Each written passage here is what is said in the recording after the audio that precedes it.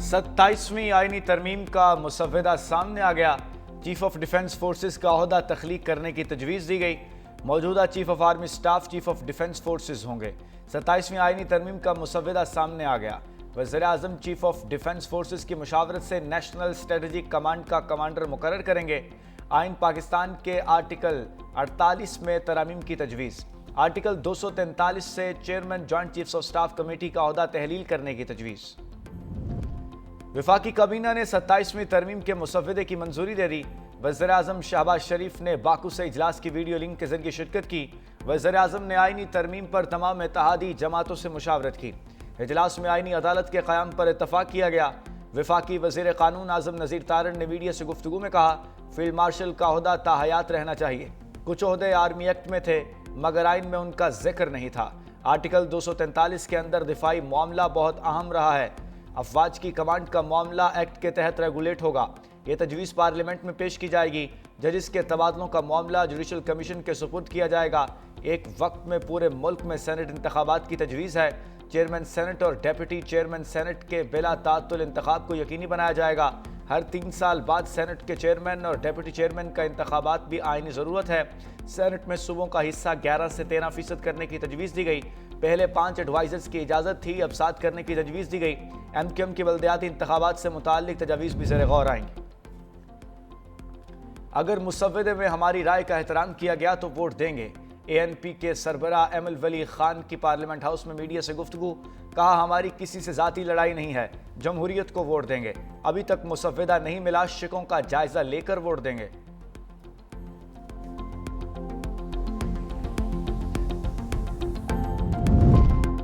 Senate में opposition का barrister Ali Zafar की क़यादत में हंगामी इजलास। 27वीं तरमीम के पेश किए जाने पर अपोजिशन की हिकमत अमली पर तफसीली तबादला ख्याल। इजलास में नामजद अपोजिशन लीडर सेनेटर अल्लामा राजा नासर अब्बास जाफरी, सेनेटर नूरुल हक कादरी, सेनेटर फलिक नाज, सेनेटर अब्बास और दीगर की शिरकत।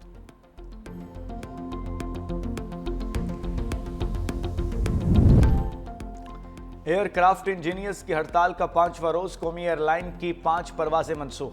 मुल्क की 43 परवाजों में से कौमी एयरलाइन की 26 परवाजें ताखीर का शिकार। कौमी एयर मुतबादल ज़राए से परवाजों की क्लियरेंस करा रही है।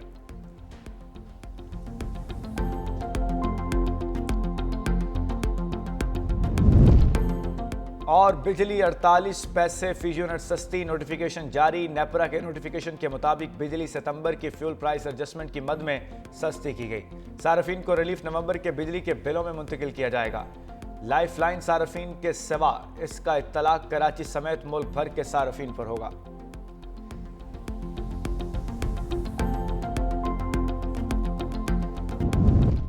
चीन की दरामद गवादर पोर्ट के जरिए करने पर गौर। वज़ीर-ए-आज़म ऑफिस की हिदायत पर 60% दरामद गवादर के जरिए मुमकिन बनाने के फैसले पर अमल दरामद का जायजा। वज़ीर बहरी उमूर जुनेद अनवार चौधरी की ज़ेर सदारत इजलास में पोर्ट कासिम पर रश की सूरत हाल का जायजा लिया गया। वज़ीर का कहना था कि चीनी और सीमेंट की अनलोडिंग तेज की जाए। जहाज़ों की बर्थिंग पहले आओ पहले पाओ उसूल के तहत यकीनी बनाने और इदारों को कार्गो शेड्यूल से बरवक्त आगाही देने की भी हिदायत की। हुर्रियत रहनुमा यासीन मलिक की जान बचाने के लिए अहलिया की आलमी मुदाखलत की अपील। मशाल मलिक ने अमरीकी सदर डोनाल्ड ट्रंप के नाम ओपन लेटर लिख दिया। मशाल मलिक ने कहा कि भारतीय अदालतों से इंसाफ की उम्मीद नहीं है। यासीन मलिक की जिंदगी खतरे में है। 10 नवंबर की अदालती कार्रवाई रोकने और यासीन मलिक को फौरी तिब्बी सहूलियात फराहम करने की अपील। ये एक बीवी और माँ की इंसानी अपील है। अगर जान बची तो ये दिलों का नोबेल होगा।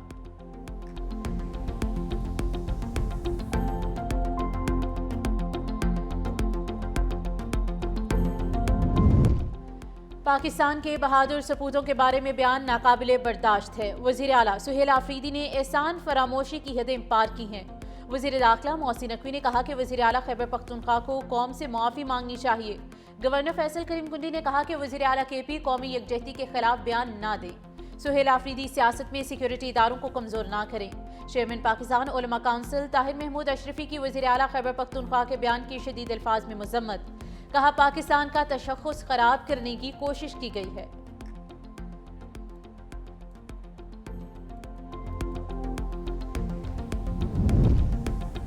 ترکیہ نے غزہ میں نسل کشی پر اسرائیلی وزیر اعظم نیتن یاہو کے وارنٹ گرفتاری جاری کر دیے۔ استنبول کے پروسیکیوٹر کے مطابق اسرائیلی وزیر دفاع، قومی سلامتی کے وزیر اور صہیونی فوج کے سربراہ سمیت 37 عہدیداروں کے وارنٹ گرفتاری بھی جاری کیے گئے۔ بیان میں کہا گیا کہ اسرائیلی حکام نے غزہ میں منظم طور پر انسانیت کے خلاف جرائم کیے۔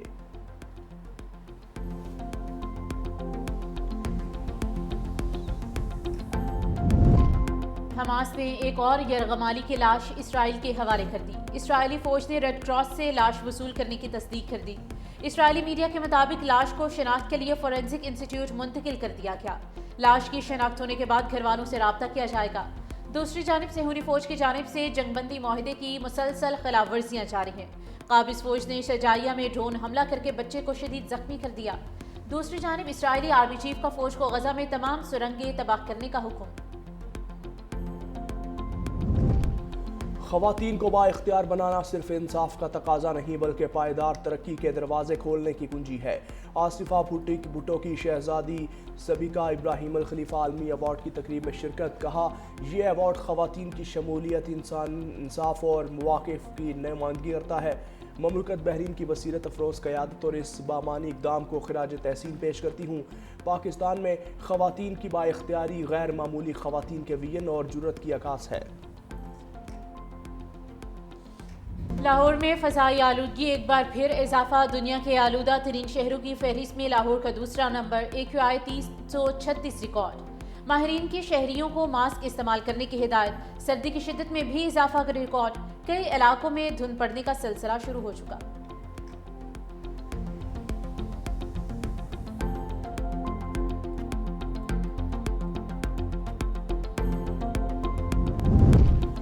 بپھرے ہوئے سمندری طوفان کالماگی نے فلپائن میں تباہی مچانے کے بعد ویتنام کا رخ کر لیا۔ موسلا دھار بارشوں اور طوفانی ہواؤں نے نظام زندگی مفلوج کر دیا۔ 3000 کے قریب مکانات کو نقصان پہنچا۔ مختلف حادثات میں 5 افراد ہلاک اور متعدد زخمی۔ ادھر فلپائن میں کالماگی کی تباہ کاریاں تباہی کی خوفناک داستانیں چھوڑ گئیں۔ 188 افراد جان کی بازی ہار گئے جبکہ 132 افراد تاحال لاپتہ۔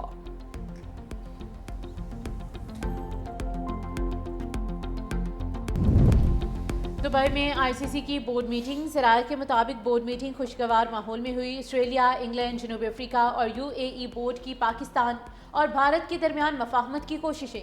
موقف بتایا گیا کہ پاکستان اور بھارت بین الاقوامی کرکٹ کے اہم رکن ہیں۔ ICC ممبر بورڈ کی مشاورت سے پاک بھارت تعلقات بہتر کرنے کے لیے قرارداد پیش کریں گے۔ PCB چیئرمین محسن نقوی کی بورڈ میٹنگ میں شرکت کی گئی۔ قرارداد میں کہا گیا کہ ایشیا کپ کے معاملات پر بھی بات چیت، ٹرافی کا مسئلہ مشاورت سے حل کریں گے۔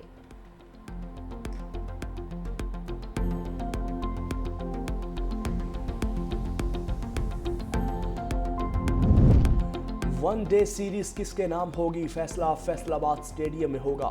پاکستان اور جنوبی افریقہ آج فیصلہ کن میچ میں آمنے سامنے ہوں گے۔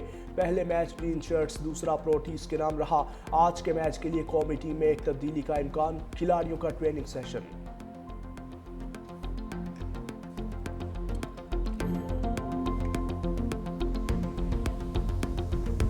رفتار اور مہارت ایک ساتھ، تھل جیپ ریلی کی سٹاک کیٹیگری کے مقابلے آج ہوں گے۔ سٹاک کیٹیگری میں 45 سے زائد مرد اور خواتین ریسرز حصہ لیں گے۔